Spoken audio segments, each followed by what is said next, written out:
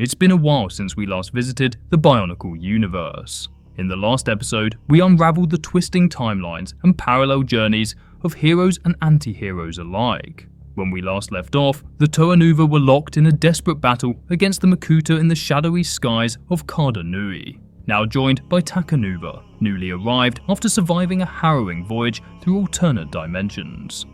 Other heroes such as the Toa Hagah and Axonn have gone on their own perilous missions, hinting at truths that threaten to shatter the knowledge of the known universe. Meanwhile, the Order of Mata Nui has done the unthinkable, forging uneasy alliances with former enemies. The Baraki, the Dark Hunters, and other dangerous figures now acting under the Order's command. The Order itself has proven no less ruthless. In our last episode, they incapacitated half the Toa Mahri and sent the others to what was effectively a death sentence, a suicide mission to a volcanic island in hopes of destroying the Visorak. Their goal? Militarize Metru Nui and eliminate any Toa who might stand in the way. Now, in this episode, the threads begin to converge. The scattered fates of warriors, villains, and secret orders are drawing together, and the consequences will shake the universe. But before we go further, a quick reminder. Our Bionicle giveaway is still live. We're giving away a 2003 Makuta Pterodax figure. To enter, just drop a comment telling us what kind of toe you would be, your element, your mask, your style, your story. The most creative answer wins. The winner will be revealed at the end of this series, probably in 2 or 3 episodes time, so get your entries in before it's too late. Now, back to the universe on the edge of collapse. Welcome back to Bionicle.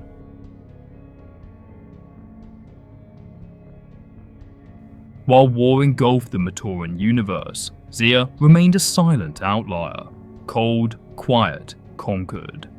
Once the heart of the Makuta's weapon industry, the island now lay under the control of the Dark Hunters. The Order of Mata Nui had handed it to them, hoping to secure production for the war effort. But days passed without conflict, and the occupation became a prison of stillness. For the Shadowed One, master of the Dark Hunters, the quiet was intolerable. With no battles to fight and no enemies to crush, restlessness took root. The buildings were still mangled from the recent battle between the Tartorak and the Kanohi dragon. Twisted metal, scorched stone, and rubble scattered like bones. But in one of these wrecks, movement caught his eye. A lone vortex was working hurriedly, clearing debris with unnatural urgency. The Shadowed One watched from a distance, his presence heavy and unnoticed at first. The vortex stiffened when he realized he wasn't alone. Panic flickered across his face, barely suppressed. He tried to appear obedient, deferential, but his fear betrayed him. Without a word, the Shadowed One began to dig. Slow, deliberate. Then, beneath the debris, something metallic glinted in the dim light. A sealed protosteel container, scorched but intact. Its lid bore a familiar mark, the sigil of the Brotherhood of Makuta. Inside was a Makuta virus.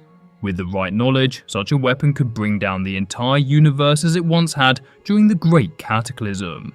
For the Shadowed One, this was the ultimate leverage over his enemies and temporary allies. The Shadowed One's discovery came from the deep past, from Makuta Kajol, whose visit to Zia centuries prior had ended in death at the hands of the Order. Officially, the viruses Kajol carried were destroyed with his armor. Unofficially, 3 had survived, and now rested in the hands of a man who saw opportunity in every toxin. Moments later, Ancient, the fellow founder of the Dark Hunters, found the Shadowed One. Unknown to all, he was Helrix's embedded agent within the Dark Hunters, a watcher reporting directly to the Order of Mata Nui. The Shadowed One stood amidst ruin, a small chest cradled in his hands. His attention was locked on its contents, a quiet satisfaction etched into his expression. Near him lay a corpse, a vortex, face encased in crystalline protodermis. Ancient masked his reaction. These were weapons that should never have resurfaced, not in the hands of the Dark Hunters. He offered cautious approval, attempting to downplay the threat. But the Shadowed One had other plans. he would wield them against all rivals, against Helrix, against the Makuta, and he would do it in secret. Beams of energy tore through the air. Ancient had no time to move, no chance to cry out. The twin blasts struck with surgical precision. His body disintegrated, leaving no trace, no message to send, no betrayal left to report. A secret kept was a secret controlled, and now control belonged to the Shadowed One, if only he could acquire the Makuta-born knowledge of how to control them. Elsewhere, Prydak watched a Makuta fortress burn. His forces had overwhelmed the defenders, servants of the Brotherhood, not the Makuta themselves. No true Makuta had been found. Still, the victory was his. Surveying the remains, something strange caught his attention. There, deep beneath the foundations, he discovered an ancient shattered chamber far older than the fortress itself. The walls had been deliberately destroyed, reduced to chunks of stone and dust. Yet, as he examined the debris, he noticed inscriptions, faint, fragmented symbols etched into the stone. With the meticulous obsession of a hunter, he began to reassemble the fragments, unaware that the message slowly taking shape would reveal secrets that threatened the universe itself. The secret of how to achieve what Prydak had once tried 80,000 years ago, a means to overthrow the great spirit Mata Nui himself. The inscription spoke of Zia, the location of powerful Makuta viruses, the means by which true power could be seized. Realizing that the dream of overthrowing the Great Spirit was once again alive, Prydak sent Kalma and Elect Zia to speak with the Shadowed One. The Baraki proposed an alliance, a merger of power between their kind and the Dark Hunters. With the Brotherhood of Makuta fractured and the universe in disarray, someone would have to rebuild what was left. And who better than the discarded warlords and mercenaries who already thrived in chaos? The Shadowed One listened in silence. There was no amusement in his posture, no trust in his eyes, only calculation. He demanded to know what the Baraki could possibly offer beyond their reputation and brutality. Kalma's response was not bluster, but truth. They carried knowledge, damning, dangerous knowledge. They knew of Pterodax's betrayal, of the blow that felled the Great Spirit. They knew how it had been done, and more importantly, where it had begun. Somewhere on Sia, the prototype of the virus that had brought down Mata Nui had been hidden, and they believed the Shadowed One already had it. The Shadowed One did not deny it. His expression darkened, yet he held his temper. He had no reason to show weakness, and no reason to waste a potential advantage. Kalma made his offer clear. The Baraki knew how the virus could be used. The Shadowed One knew where it was. Together, they could wield it. The Shadowed One would meet with Prydak, but only on neutral ground. If he was convinced by what Prydak had to offer, then, perhaps, they would walk together into the next age. Elsewhere, on the grim, industrial island of Stelt, a lone skyfighter descended through the smog-choked sky. At the helm sat Mazika, a Komatoran shaped by vengeance and hardened by years of training under the Order of Mata Nui. He was no longer the quiet scholar he once was. That version of him had died 5 years ago. Mazeka had once lived in peace. A scholar on the Trenkron Peninsula, he had studied under a wise mentor, sharing discoveries and data tablets with a fellow villager, a Tamatoran named Voltraz. They had once called each other friends. Then ambition had driven Voltraz to betrayal. He murdered Mazeka's mentor, stole the research, and vanished. Their blood feud spanned years. Voltraz joined the Brotherhood of Makuta, while Mazeka joined the Order of Mata Nui. Under the guidance of Jabraz, an invisible Order agent, Mazeka had undergone training and upgrades. But now, years later, Mazeka finally had a clue about the location of Voltraz, someplace called the Core. If only he knew what it meant. A Fematoran's clue had sent him racing to Daxia, the Order's hidden stronghold. He dodged the perimeter guards, navigated familiar halls, and crept through the old escape tunnel that led to Helrix's chamber. But she wasn't there. Instead, he found Tobduk, a towering figure of fury in lean muscle, mask of accuracy shining in the dark. Tobduk held the answer Mazeka needed, the location of the core, but it came at a cost. They would go on a mission together, one of consequence. What Mazeka did not yet realize was that this was no ordinary assignment. The target was Destral, and its destruction could change the course of the war.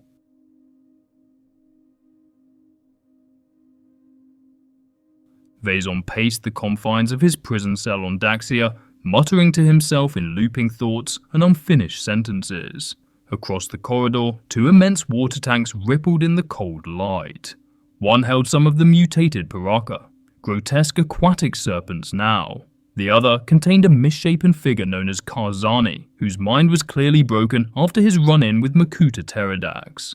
After assisting Brutaka's team in rescuing Makuta Miserix from the island of Artadax, Vezon had expected some kind of reward. Instead, Vezon and Rudaka had been thrown into cells without ceremony or explanation. His self-pity was interrupted by the appearance of Tranuma, clad in red and black armor. Vezon was taken from his cell and given a mission. It seemed the Order needed someone who could be sacrificed without regret yet again, and Vezon fit the role perfectly. He found himself aboard a skiff with a jet-black sail, skimming across ocean waters under Trenuma's quiet guidance. The destination was revealed soon enough: Destral, the infamous stronghold of the Brotherhood of Makuta. There, Vezon would begin his role, not as a warrior or spy, but as a decoy, a seed of chaos planted deep within enemy lines. The plan was simple, yet layered with duplicity. Vezon would mislead the Makuta into believing a false attack was imminent, forcing them to react. Upon arrival, Rakshi patrols captured him within minutes of landing. Vezon was dragged into the fortress to stand before a Makuta clad in crimson and violet, Makuta Tridax. The interrogation began. Vezon responded with his usual erratic flair, contradicting himself, spinning half-truths, lacing lies with scraps of honesty. He admitted to being sent by enemies of the Makuta, then denied it, then explained it was all a trick. The Makuta, unimpressed, lifted Vezon by the throat and slammed him against a wall. The message was clear: one more lie would be his last. Still, the deranged prisoner continued speaking, weaving self-contradictory monologues filled with mockery, veiled threats, and unsettling nostalgia for the days when he had worn the mask of life. Then came the impact. The fortress trembled from a distant explosion. Tridax, consumed with duty, turned away. His orders were clear. If Destral was attacked, it must be relocated to strike Metru Nui. Through the battered corridors of Destral, Vezon crept behind the Makuta, slipping between shadows and debris. Tridax descended into the fortress depths. There, in a vast subterranean chamber, Vezon saw something that halted even his fragmented mind. The walls were lined with stasis pods, nearly 100 in number. Inside each floated a being, identical figures in different armor sets. Most bore white and gold, a few jet black. All were Takanuvas. Vezon felt a rare moment of clarity. At the chamber's center sat a pedestal bearing a single Kanohi, the mask of dimensional gates, the Olmec, one of only two known to exist. Tridax turned, unleashing a blast of shadow that pinned Vezon to the wall. The Makuta spoke of experiments with Mutran, of shadow leeches that stripped light from beings and transformed them. The Olmec had opened doors to alternate realities. Tridax had walked through them, returning with Takanuva after Takanuva, each captured and drained of light. His army was growing, an army of shadow Takanuva, bred from the Brotherhood's greatest threat. The walls trembled again, shaking dust from ancient stone. Then came the fracture in the Makuta's armor. Tridax froze. A chemical hiss rose from his gauntlet as his armor dissolved and antidermis leaked. Two figures emerged from the shadows, one a Matoran, the other tall, imposing, his presence radiating death. The Makuta's armor continued to dissolve before the virulent bite of the proto-steel-eating virus. In its wake, only a cloud of roiling green-black mist remained. Tobduk didn't flinch. he regarded the Makuta's vaporous form with something between disgust and satisfaction. For all their power, all their bluster, they always ended up like this.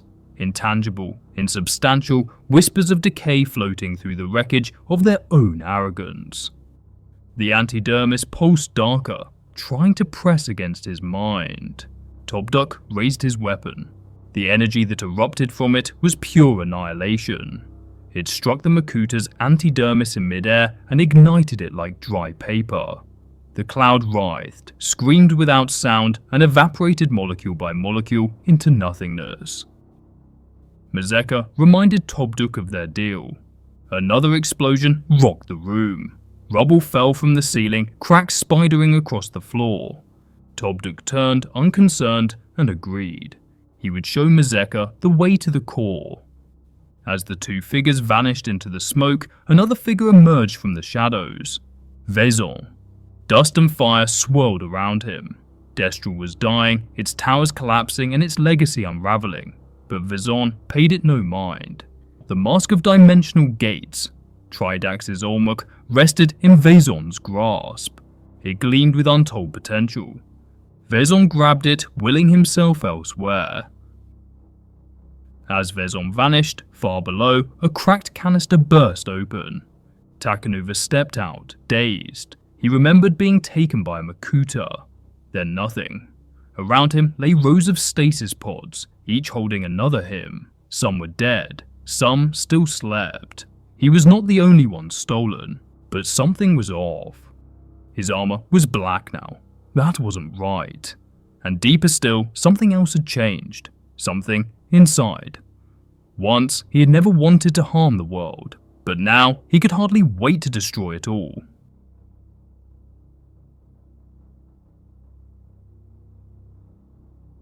Mazeka piloted his swamp strider across the murky waters of Karda Nui, racing to stop Voltraz. The directions from Topduk had delayed him, as had retrieving his vehicle from Daxia. Every minute counted. Icarax had summoned Voltraz, and if they gained access to the stolen research tablets, the consequences could be catastrophic. Those tablets, once crafted by Mazeka and his mentor, contained theories on the origin of the Makuta. Knowledge never meant to be weaponized. With it, a Makuta could create an army, or worse. Navigating past tentacle threats and the chaos of ongoing battles between Toa and Makuta, Mazeka pushed forward. Somewhere in this war-torn swamp, Voltraz was flying free, and he had to be stopped. High above, Voltraz skimmed the air in his skyfighter, watching the carnage unfold below with grim satisfaction. He had retrieved his hidden tablets and followed Icarax's summons, until he saw the silhouette of a swamp strider. There was no mistaking it. Mazeka had come. The two old foes charged toward each other, weapons firing, locked in final pursuit. But just before impact, a portal tore open between them. Mazeka emerged in a strange jungle, crashing his strider near a massive golden-banded tree. Voltraz appeared nearby, his skyfighter heading for what looked like water, until it moved. Shards of crystal burst from the surface, slicing his vehicle to pieces. From the woods, someone approached. A Gamatoran and a Toa of water emerged. They greeted Mazeka warmly, as if he belonged here. The land was called Spherus Magna, a realm where Toa were small, agile villagers, and Matoran had grown large and strong, taking on labor roles.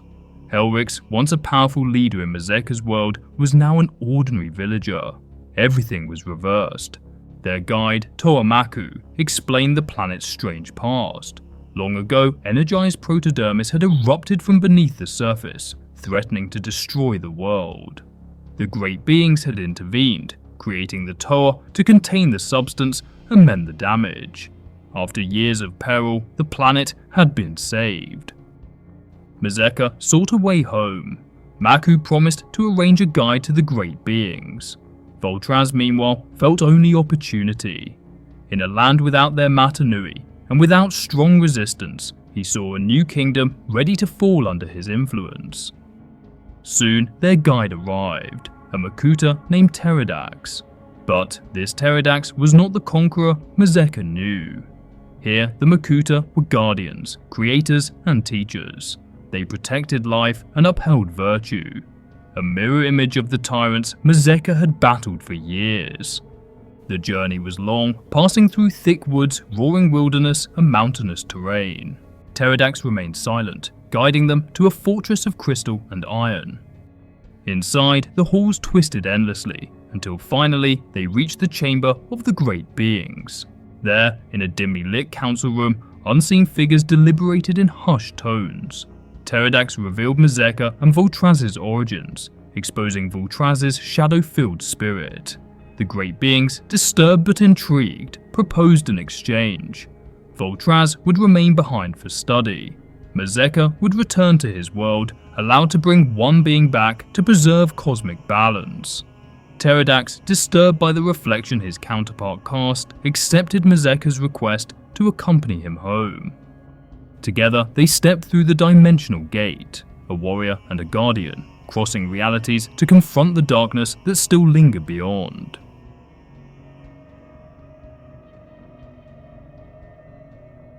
Back in the regular reality, the island of Ninra was quiet, save for the crunch of Rakshi armor beneath Tohelrix's feet. The battle had been fierce, the Brotherhood of Makuta driven back or crushed on the shore, but the Order of Mata Nui had prevailed. Now, Helrix walked the scarred beach alone, occasionally picking up fragments of Rakshi and studying them with her mask of power. She touched a crimson fragment, and her vision changed, thrusting her to another time. Makuta Chirox stood beside a silvery pool. From it rose a being made of energized protodermis itself.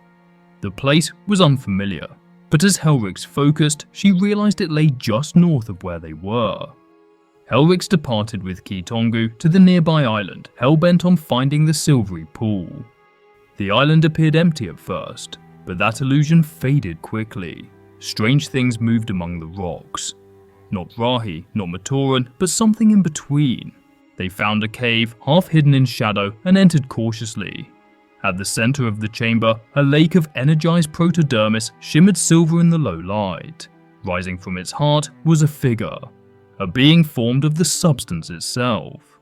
It knew of the Order's actions across the universe, the futile attempts to block its substance. Cut off one source, it said, and another would emerge. It was creation and destruction incarnate, the very essence of transformation. Helrix pressed for answers. It explained it had once lived at the heart of a world, until a fraction of its substance escaped to the surface, and was seized upon, warred over, weaponized. When that world fell, a piece of it survived here, in this universe. Then the lake boiled. A great wave of energized protodermis rose up and rushed forward, silver and searing, enough to wipe them from existence or twist them into something unrecognizable. Then she turned and saw it, a hole in space, a rift in reality, a portal. She grabbed Kitonga's wrist and leapt through. Behind them, just as they vanished, someone else stepped into the chamber from the same portal. It was Vezol.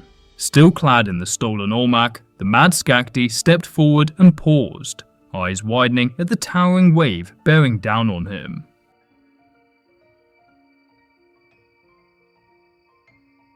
Toa Nuva soared through the mists, fire trailing from his blades. Makuta Vampra had vanished from sight, leaving Tahu locked in a dangerous aerial hunt. Elsewhere, Liwa Kapaka and Onua fought back to back, pinned to a narrow stretch of solid ground by the relentless onslaught.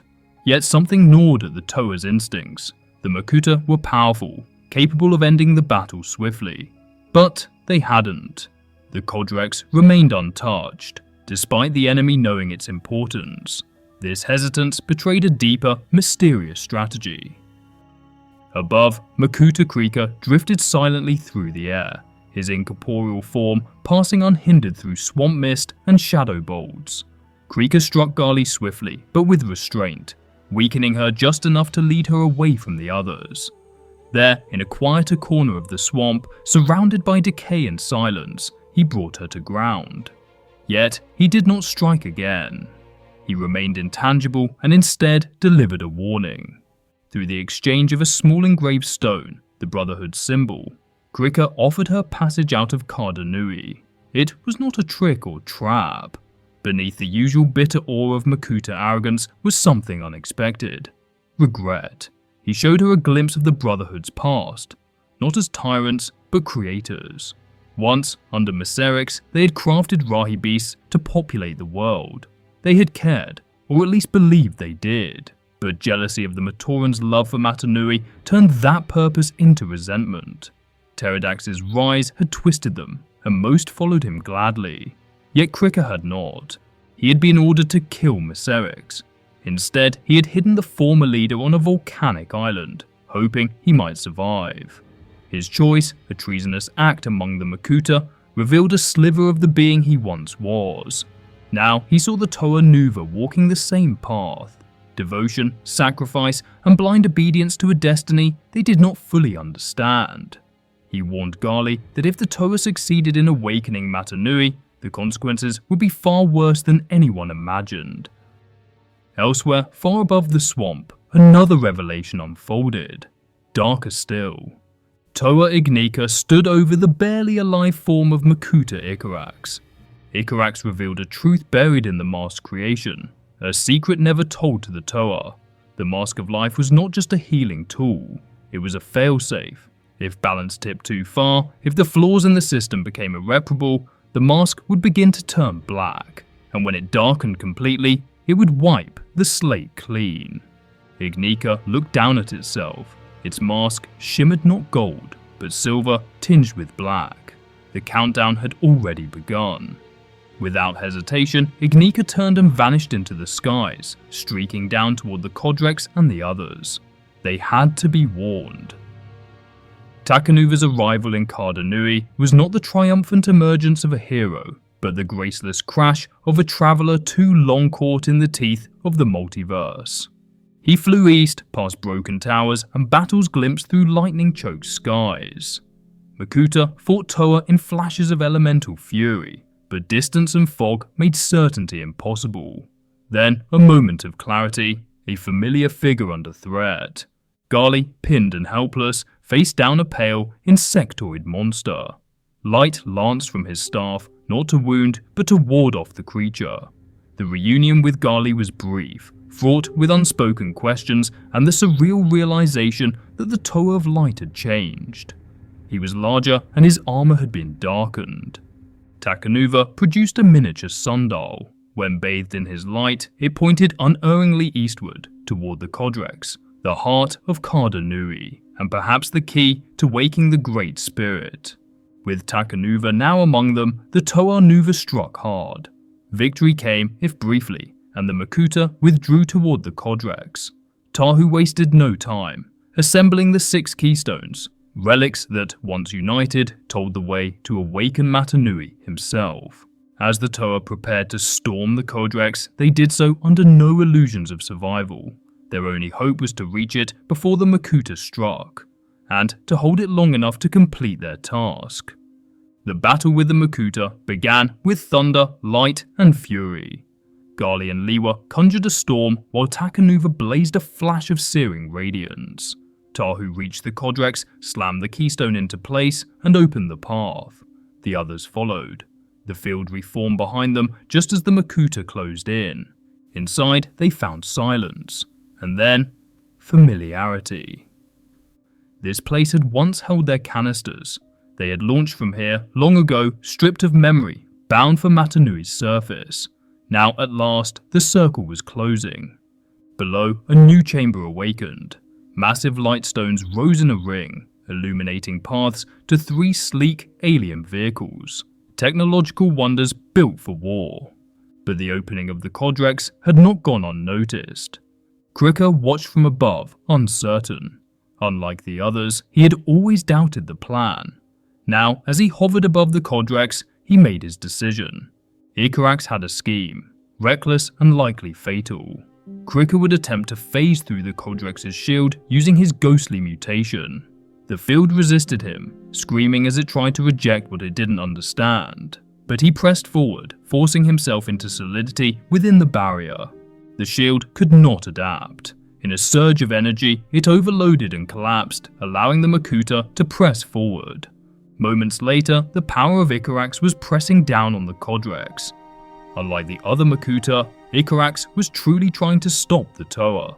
If the Toa failed, then so would Pterodax, his old nemesis. The Codrex, once thought impenetrable, was crumpling beneath the relentless crush of his gravitational power. Each groan of warping steel brought him a savage satisfaction. And as the metal shell groaned toward collapse, Icarax could already see the Brotherhood remade in his image. No more schemes, no more whispered plans and riddles, just raw force, just conquest. But Gorast and Vampira were closing in on Icarax, no longer as allies, but obstacles. Inside the Codrex, the walls buckled, the ceiling fractured, and the Toa could feel the immense weight bearing down on them. Kopaka made the call. They would have to take the fight outside. The vehicles, ancient, powerful alien, were their only chance to buy time. But the plan never reached completion. Antros struck first. Hidden above, the Makuta dropped into the jet tracks and was instantly subsumed by its systems. The craft surged upward, slipping through solid stone as if reality itself bent in deference. He was gone before the Toa could respond. Without delay, Pohatu and Liwa launched their vehicles. The Axelara screamed into the sky behind the fleeing jet tracks. The Rocco followed, slower but just as determined. The three skyfighters danced through pillars of stone and towers of storm. Meanwhile, Antros carved through the sky with surgical precision, outmaneuvering his pursuers. But he wasn't alone. Unseen, Radiak had boarded the jet tracks. His usefulness expired, Antros cast him into the void. Kopaka was there to catch him. Then Takanuva arrived. He took Radiak from Kopaka, not out of pity, but because he knew there was more at stake than a single corrupted Matoran. And then he saw another, Vikan, flying awkwardly, calling out. Something in his voice wasn't quite right, no longer Shadow anymore. Vikan's story tumbled out. Mutation, regret, memory, redemption. During an experiment on a clack, its scream had shattered something inside him, loosened the grip of darkness. Takanuva didn't know if he could believe him, but he had to hope. Because if the effect was real, if the clack's voice could restore the Matoran, there might yet be a way to save them all. And so, with a new target in mind, they turned east, chasing the creature that had undone what no Toa or Lightstone could. In the skies above, the battle escalated. Antros, outpacing the others, weaved effortlessly through every trap the Toa laid. Liwa battered him with wind and fire. Kopaka tried walls of ice, hail, and cold. Nothing stopped him, until all three struck together. A stone hand, a gale of pressure, a freezing jolt, and finally, the jet track slowed. Antros teleported at the last instant.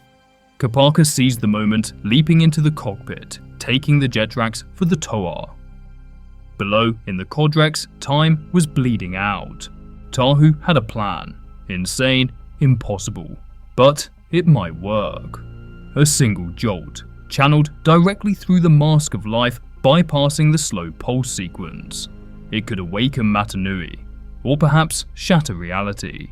Ignika refused. In this form, he had learned pain, learned fear, learned that being alive meant being vulnerable. He lashed out. Tahu nearly died in his grip. Only Ghali's words stopped him. She reminded him why he had become a Toa at all, of Matoro, the selfless hero who gave his life for a world, of the cost of doing nothing. And something shifted in Ignika. Memory stirred, identity crystallized. He would do what must be done. He would finish what Matoro began.